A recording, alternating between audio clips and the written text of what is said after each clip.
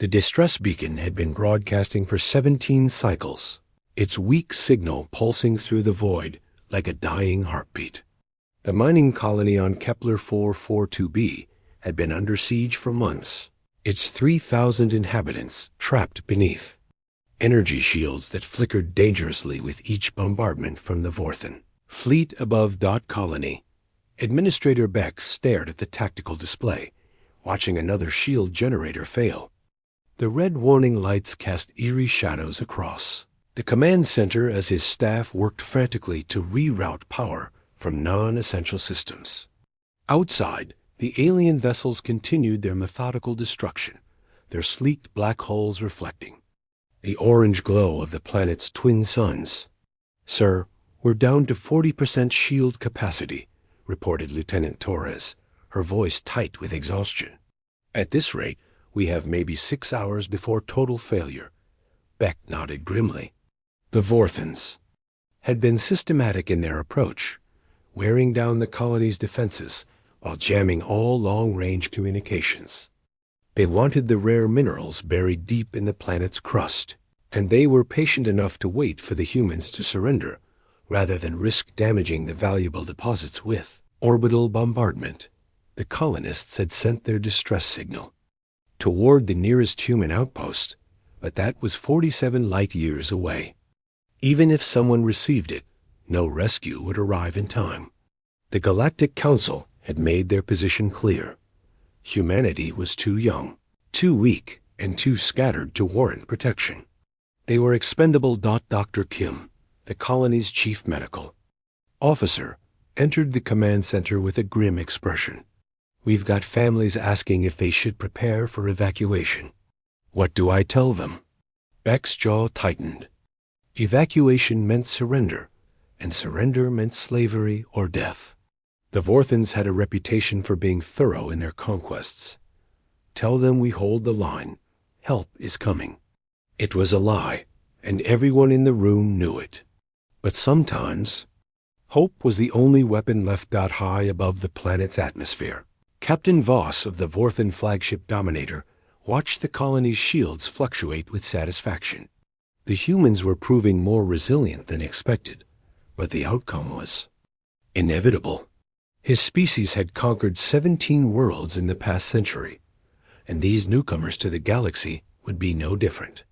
"Commander, we're detecting an anomaly in the outer system," reported his sensor officer. Voss barely glanced at the display. "Debris field. Ignore it." "Sir, the readings are unusual. The signatures don't match any known phenomena." Before Voss could respond, space itself seemed to tear open. Reality folded and twisted as massive shapes emerged from what appeared to be nothing. The Vorthen captain's blood ran cold as he counted the vessels materializing around his fleet. 12 human dreadnoughts, each one a kilometer long and bristling with weapons that defied conventional design. Their hulls were scarred from countless battles, decorated with names like Indomitable, Fury, and Vengeance. Behind them came cruisers, destroyers, and fighter squadrons that moved with the precision of a symphony orchestra. "Impossible," Voss whispered. "The humans don't have this kind of technology." Admiral Reed stood on the bridge of the U.E.'s Thunderstorm, her weathered face set in stone as she surveyed the enemy fleet. Her hair was silver, her uniform bore the scars of a dozen campaigns, and her eyes held the cold fire of someone who had seen too much death. "All ships, this is Admiral Reed. We received a distress call from our people down there. I don't know about you, but I take that personally." The human fleet had traveled through experimental jump gates, technology so new it barely qualified as tested. They had pushed their ships beyond safe limits, risked tearing themselves apart in the void, all to answer a call for help from strangers they had never met. "Sir, the Vorthen fleet is moving to intercept," reported Commander Blake from the tactical station. Reed smiled, but it wasn't a pleasant expression. "Let them come. All weapons. Prepare for engagement. Show them what happens when you threaten human civilians." The battle that followed would be remembered across the galaxy for generations. The Vorthan ships, built for intimidation and siege warfare, found themselves facing an enemy that fought with desperate fury. Human vessels that should have been destroyed continued fighting, their crews patching hull breaches with scrap metal.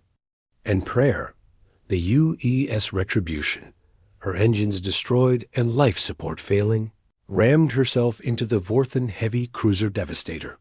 The explosion lit up the system like a newborn star. The frigate Defiant, outgunned and surrounded, activated her self-destruct sequence while grappled to an enemy vessel. Taking both ships into oblivion, Captain Voss watched his fleet crumble around him. These humans fought like demons, showing no fear of death, no hesitation in sacrifice.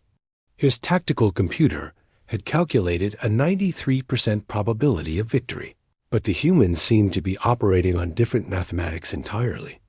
"Sir, we're receiving a transmission from the human flagship," his communications officer reported.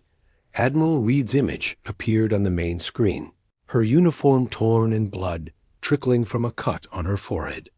Behind her, the bridge of the Fe. Thunderstorms sparked and smoked from battle damage. "This is Admiral Reed of the Terran Defense Force. You have 10 minutes to withdraw from this system. This is your only warning."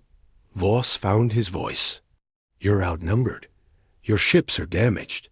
You cannot win." Reed's smile was sharp as a blade. "Captain, you made one critical error. You thought no one would come for these people. But humans don't abandon their own. We will fight until our last breath, spend our last bullet, and give our last drop of blood to protect innocent lives. That's not a weakness. That's our strength." The remaining Vorthan ships jumped to hyperspace, leaving their dead behind. The colony's shields held, and 3,000 lives were saved. Word of the battle spread across the galaxy like wildfire. The young species that everyone had dismissed as weak had just announced their arrival with thunder and lightning. The storm had come, and the galaxy would never be the same.